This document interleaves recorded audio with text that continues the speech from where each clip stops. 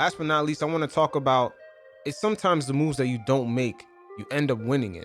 Now, the reason why I'm bringing this up, because definitely us as Knicks fans, we had a vested interest in the Dallas Mavericks series versus the Clippers, in which Dallas was eliminated in the first round, thus giving us the 19th overall pick. And just looking at Kristaps Porzingis and his performance, the fact that in game 5, he couldn't even get a point, the fact that he was a defensive liability, and he struggles at finishing at the rim as a big man, it's very telling. And once again, this is why I brought up the fact that sometimes you end up winning based off of the moves you don't make.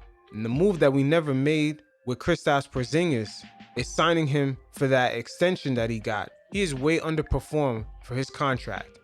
And the fact that the injury that he had is over 3 years ago, and they're still talking about him not being healthy, it says a lot. And this is something that we greatly escaped. And at the end of the day, us not signing him to an extension or just being in that position to offer him that gave us an even better chance, because now we have Julius Randle and we have more cap flexibility. And in the Mavericks case, they have a lot of cap room tied up with KP, in which defensively, he can't even get a defensive stance down low to at least move side to side fast enough. And offensively, he settles for a lot of threes. Now, Luka's already frustrated with KP. A lot of their beef is starting to spill over, especially after that loss with the Clippers. Now, remind you, KP's defense was so bad that Dallas had to play zone defense with Borbon. And everyone knows Borbon is just a big-ass center who just moves slow, but at least he protects the rim. That's something that KP wasn't even doing.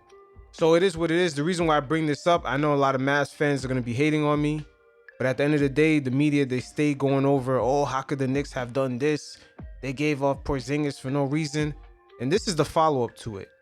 And sometimes it's the moves that you don't make that you end up winning in.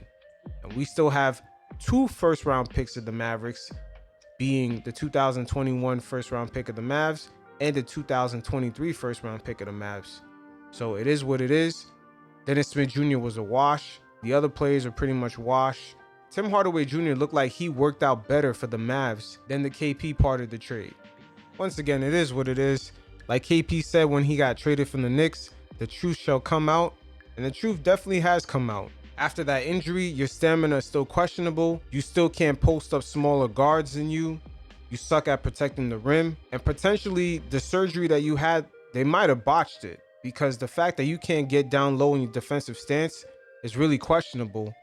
And the fact that when Mark Cuban had traded for Porzingis, he even stated that Porzingis was very behind schedule on his recovery time. And that was almost a year after the injury. Once again, it took the bubble to happen for KP to play an NBA game in the month of April. And that's him being a 4-year NBA player.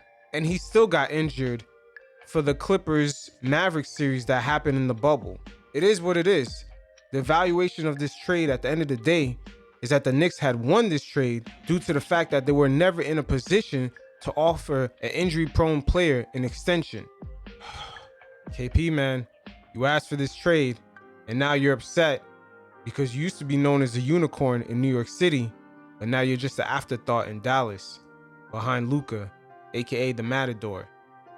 Man, don't think we don't notice. We see Dirk Nowitzki coming down from the Raptors, showing Luka mad love, but I don't know about you. Don't know about you. I think you and your brother overestimated yourselves in this situation.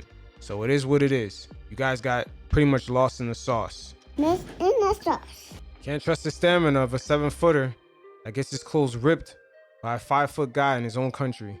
You look like you want some mama's cookie. Until next time, you guys stay safe. Peace.